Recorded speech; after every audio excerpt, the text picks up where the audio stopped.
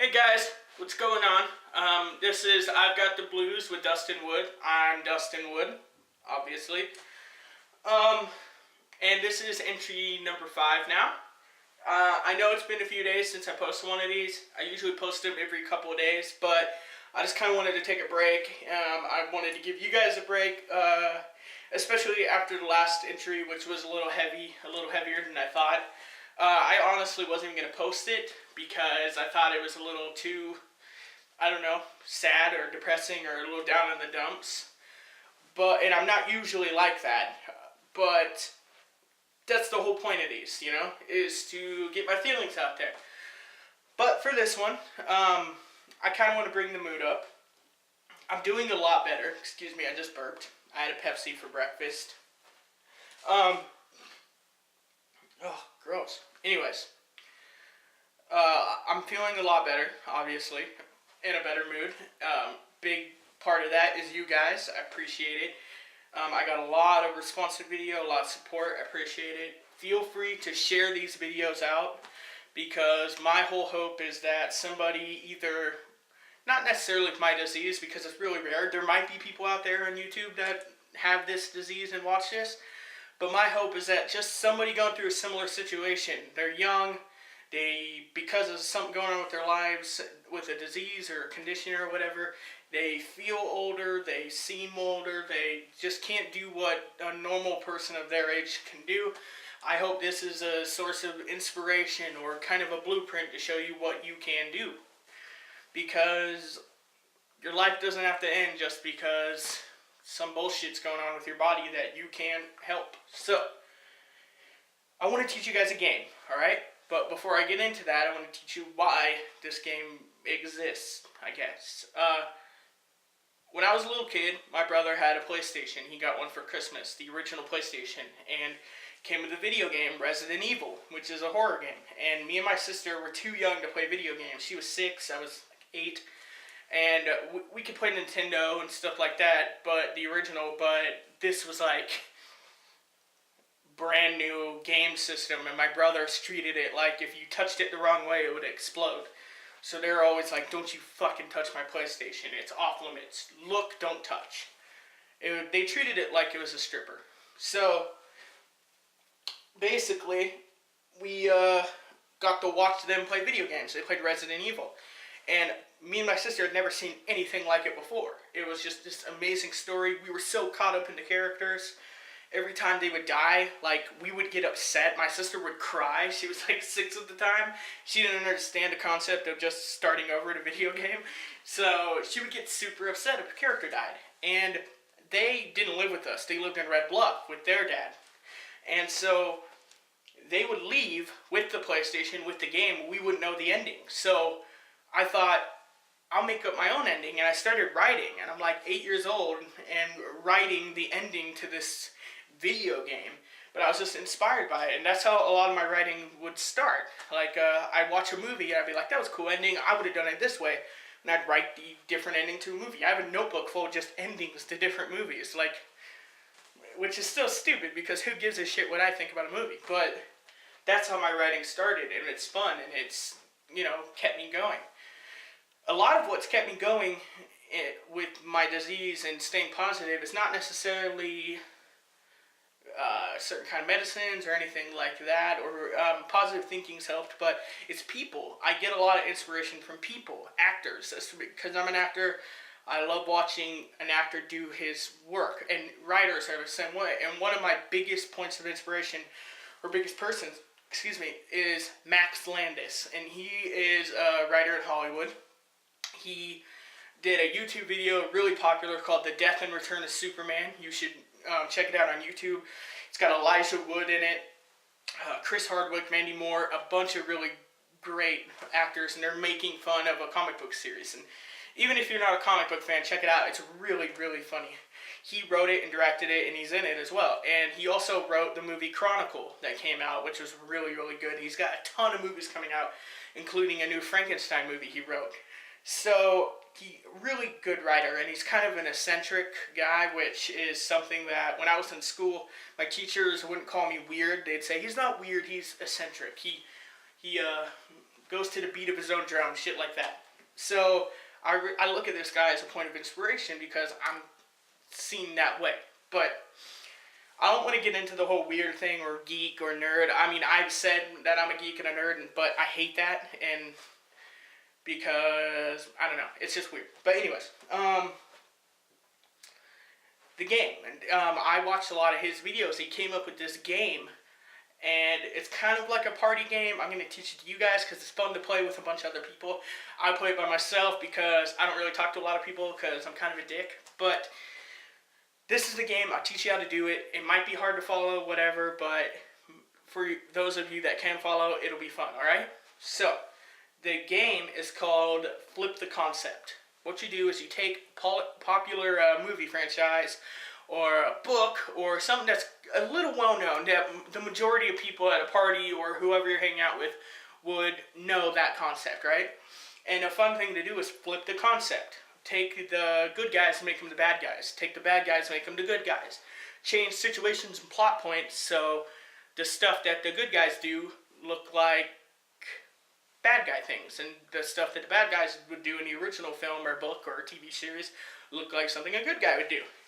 And I'll give you guys a couple of examples, right? Now, this might be super nerdy. I might be wasting you guys' time. It might be no fun to you, but this is really fun for me, and it inspires me, and by the end of the game, you have a completely different story that's nothing like the original, and you could go off and brainstorm on that and make your own movie, and it's fun, and it's how I've come up with a lot of my ideas for scripts and stuff like that. So, here we go. Alright, here's a couple examples. Here's concept one, okay? A woman is a top executive, right? She's a big executive for a huge company in Los Angeles, right? Like, she works on like the 70th floor of this huge skyscraper building and, you know, has a driver that drives her to work. She's just like the shit at this job, right? And she just moved there with her kids and was offered this job. She used to live in New York, and she used to have a husband. They split up because he didn't want to leave his job in New York, so she went to LA with the kids. She got this new job, right? And she just brought in this huge account, like an account that they've been working like 3 years trying to do. An international account, and they finally brought it. They got it. Their company has this account, and it's going to bring in millions of dollars, possibly billions of dollars. So, in order to congratulate this lady, her boss throws this huge company-wide party at their building, right? And it's kind of perfect timing because there's a birthday around the same time as well, and it's close to a holiday, so they're like, we'll just merge. It's a good time to just get fucked up and make bad decisions with other employees in closets, and it's just the perfect time to have a party. So, the boss throws this huge party to celebrate this new account and everything. So, the party's going fine, but the woman's a little uneasy, and the boss knows why, because lately, for the last couple weeks, she's been getting these really horrible phone calls. She'll get a phone call and it'll just be deep breathing, or she'll get a phone call and it'll just be this demonic sounding voice saying, "Fuck you, you fucking bitch," and just, "I'm gonna kill you, I'm gonna gut you," and just horrible, horrible shit. And she thinks that she might have a stalker in LA. And she's a little uneasy about being at this party. And when the boss tells her about the party, she's like, "I don't want to do this. I don't feel comfortable being away from my kids. I don't feel comfortable really being away from the house." And the boss goes, "You gotta be there. You brought in this account. I tell you what, I'll hire some private security. Well, private security at the party won't be a problem, okay? Everyone's got to be on the list in order to get into the party. Only family and friends. It'll be fine, I promise, okay?" She goes, "All right." She goes to the party. There's private security. Now, the private security is headed by a guy. And this guy he used to be Secret Service. He's British Secret Service. He's been a bodyguard for some pretty high up people, and he's pretty much a badass. Like, he's as close to James Bond as a guy in real life could be. He's just a total badass. He's got charm, everything. He dresses to the nines. He doesn't look like a private security guy, but he's got his own team of guys, and he's been hired to protect the people in this party. Now, he's kind of got some stuff going on in his life, and he's kind of feeling like maybe I need to get out of the security business because he's got a brother who's kind of struggling named Simon, and he just, he wants to get out, but he doesn't, and he takes this job, and he decides to do security for this party, and the party's going good and everything, and there's some people entering, and one of the people that enters claims to be the husband of the girl that just got the account. And he was in New York. He showed up, and it looks like they're going to kind of rekindle everything, right? And so she sees him, and she's like, oh my God, you're here. I can't believe you're here. This is awesome. I've been meaning to call you. I know things have been, a little rough with me taking the kids and coming out here, but let's go somewhere private and talk. And they're talking, and they're in their office, and he's just like, I need you to come back. I need you to come back with the kids.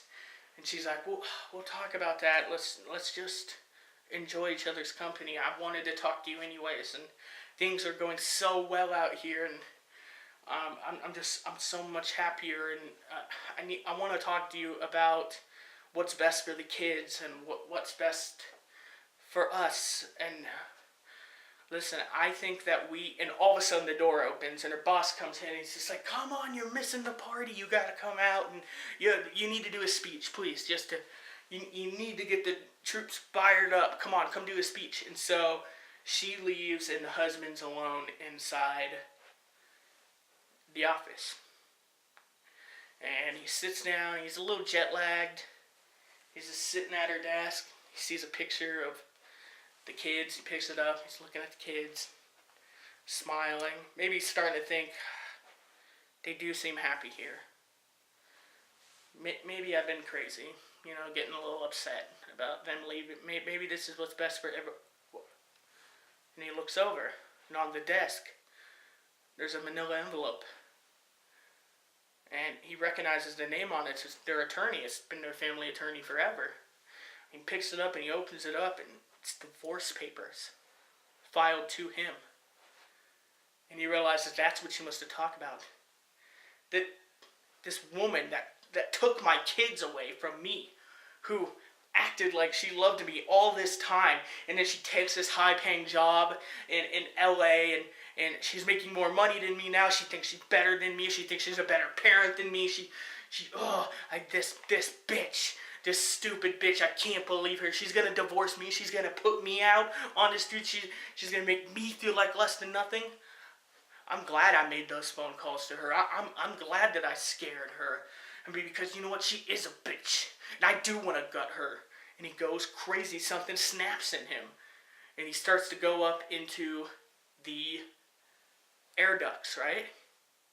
And he starts stalking her, and private security realizes something's up because someone's found dead in the bathroom. And that's basically just the first act of a retelling of a very popular movie. This guy, it's basically like a horror movie, a horror thriller movie, where a type of slasher film where a guy keeps killing people, and this private security guard has to try to find the psycho that's loose in this building, this ex-husband who's trying to kill everybody at this party, including the wife.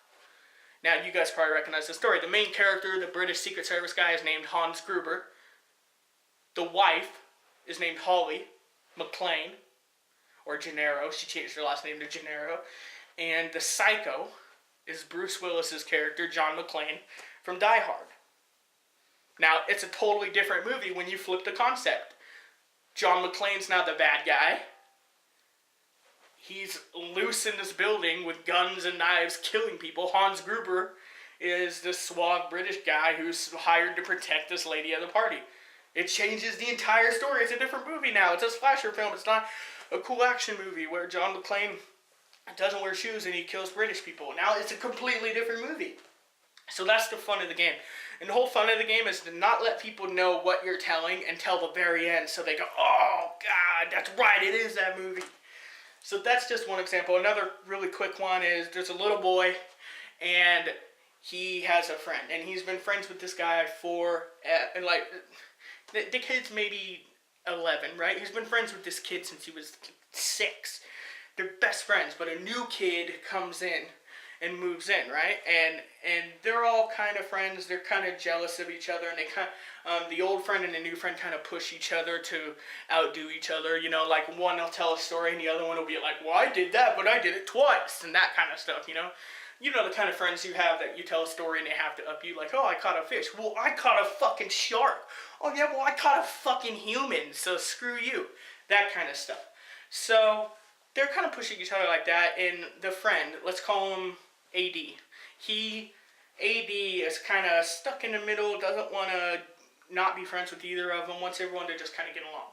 Now, the whole time, they're kind of being picked on. They're picked on by a neighborhood bully who's a little older, and he's really into, like, heavy metal, and his parents are divorced, and they don't really give a shit about him, and he's just a really fucked up kid, right? And he's always picking on AD and his 2 friends. And so one day he gets beat up, and his one friend, his oldest friend, gets his arm broken by this guy, by this bully. And the new friend goes, "You know what, that's enough, okay? That's enough. In my old neighborhood, I'd never take this shit. Where I come from, we don't take shit from people like this bully. In my old neighborhood, he would have never broken my arm. I would have broken his fucking face. And you know what? We need to take this guy out. We need to beat him up. We need to break his arm." Once again, one-upping and getting... They're kind of like the devil and the other devil on AD's shoulders. Now, the other friend doesn't want to be, outdone by this friend, so he's like, "No, fuck that. Let's break both his arms and both his legs." And the other guy's, "Well, fuck that. Let's put him in a coma." And they're both just yelling back and forth, back and forth, back and forth. And they're getting in this kid AD's head, who's kind of a sweet kid and doesn't want to do anything. And finally AD goes, "Let's just fucking kill him." And the other 2 look at each other, shocked, because AD doesn't speak up very much. He's kind of a passive guy, quiet. They all look at each other, silent, kind of nod. They know it's a great idea. We're gonna fucking kill this bully that's always messing with us. So long story short, they end up killing the bully. Cops investigate. It eventually leads back to AD and his friends. But now his friends are nowhere to be found. They've left it all with AD. AD has to go to court, all of this stuff, and he's just like, "I didn't do this by myself, I swear to God. My 2 other friends did it." And they're like, "Well, tell us who your 2 other friends are. Because the only evidence we have is your footprints, your DNA. There's no other DNA ever." And he's like, "I swear to God, my 2 other friends did this, okay? In fact, they were the ones that told me to do it. They were the ones getting in my head and telling me to do it. I mean, ask my mom. My mom knows my friend. I've been friends with him since I was 6. And the mom just sitting there, just kind of like, I have no idea what the fuck he's talking about. He's like, "How could my mom, what are you doing? Just tell them about Woody. Tell them about Woody. Tell them about Buzz. I mean, Woody and Buzz have been my friends forever. I mean, Buzz is kind of my new friend. He became my friend around Christmas. No, my birthday. But Woody's been there since I was 6. Since Christmas, since I was 6. And it's a retelling a Toy Story where they kill Sid the bully, who's breaking off arms and toys. And Woody and Buzz are Andy, A.D., Andy Davis, I think was his name. These are his imaginary friends. And he's got kind of a split personality disorder where they're getting in his ear saying, "You should fucking kill this guy," because he's always getting picked on. Sid's always coming over and breaking his toys and picking on poor Andy. So he created these friends that have his back. So yeah, that's the story. Basically, he kills Sid. It's Toy Story, but it's a horror movie, like a fucked up horror movie. Now, I may seem sick for thinking that up, but whatever. Anyways, it's a fun game. You guys should play it. If you want, send me in your ideas for Flip the Concept. Alright, that was fun, guys. I mean, I don't know if it was fun for you. I had a ton of fun. If you liked it, let me know. If you didn't, go fuck yourself. See you guys.